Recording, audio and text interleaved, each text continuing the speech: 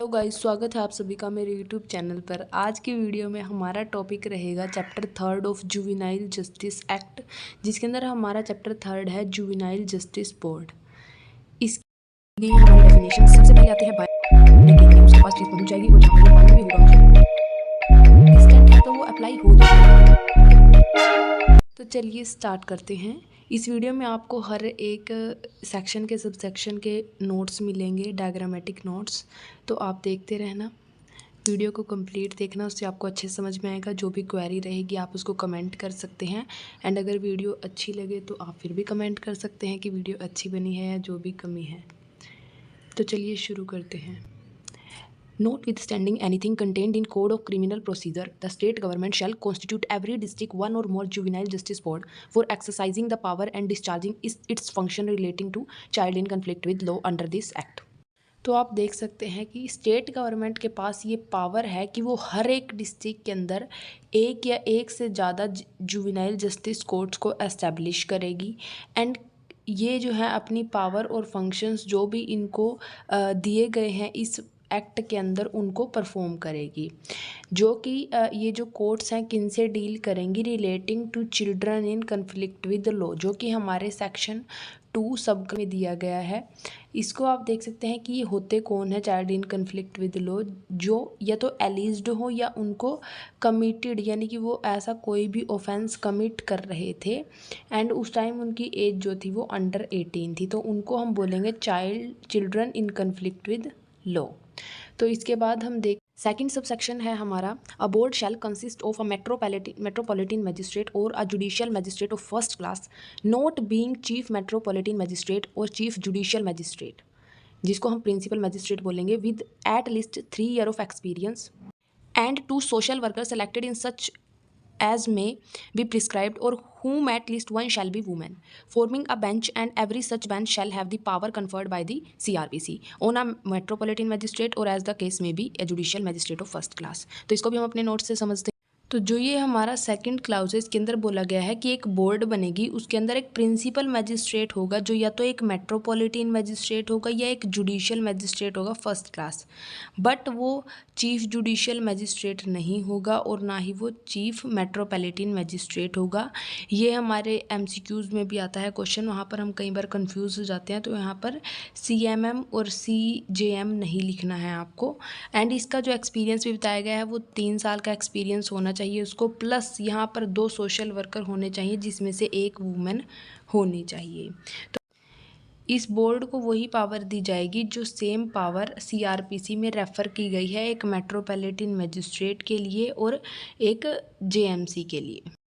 उसके बाद हमारा थर्ड सेक्शन है, no social worker shall be appointed as member of the board unless, ये जो हमारा third clause and fourth clause है वो नो से शुरू होते हैं, यानी कि यहाँ पर उन लोगों को बताया गया है जो प्रिंसिपल मैजिस्ट्रेट या जो इस बोर्ड के मेंबर ऑफ बोर्ड नहीं हो सकते हैं। कैसे नहीं हो सकते हैं? कोई यहाँ पर वर्कर के लिए बताया गया है कि कोई भी वर्कर जो है इस बोर्ड का मेंबर नहीं बनेगा जब तक कि वो इंसान किसी भी health, education, welfare. Third subsection को भी मैं आपको एक्सप्लेन कर देती हूँ। थर्ड सबसेक्शन में ये बोला गया है कि वो नहीं होगा मेंबर ऑफ बोर्ड जो कि जब तक कोई भी एक्टिविटी में इन्वॉल्व ना हो हेल्थ, एजुकेशन और वेलफेयर एक्टिविटी से रिलेटेड। थर्ड सेक्शन जो है वो बात करता है हमारे सोशल वर्कर की, और उसके पास 7 साल का एक्सपीरियंस होना चाहिए या तो इस फील्ड में, और या तो प्रैक्टिसिंग प्रोफेशनल होना चाहिए वो with child psychology, psychiatric, sociology और लॉ, इन सभी में उसके पास 7 साल का एक्सपीरियंस होना चाहिए, वो हमारा सोशल वर्कर होगा इसके अंदर जो हमारा ये जुवेनाइल जस्टिस बोर्ड है।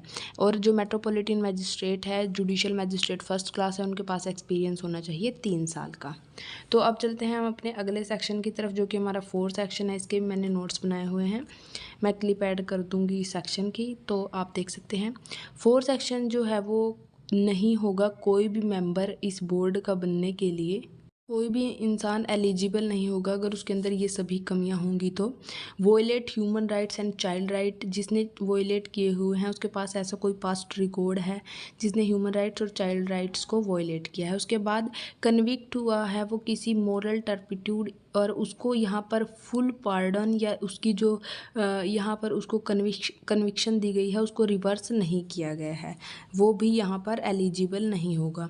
उसके बाद है हमारा थर्ड पर रिमूव कर दिया है, डिसमिस कर दिया है किसी स्टेट गवर्नमेंट के, सेंट्रल गवर्नमेंट की किसी सर्विस से, या तो उनकी ही कोई अंडरटेकिंग, उनकी ही कोई कॉरपोरेशन है स्टेट और सेंट्रल गवर्नमेंट की, वहाँ से उसको रिमूव या डिसमिस कर दिया गया हो। उसके बाद नंबर 4 पर है वो किसी ऐसी एक्टिविटी में इंडल्ज है जो कि चाइल्ड अब्यूज़ किसी भी टाइप की हो, चाहे वो ह्यूमन राइट्स से related, immoral act, child labour, इनके अंदर कोई भी वो इंडल्ज हो किसी ऐसी एक्टिविटी में।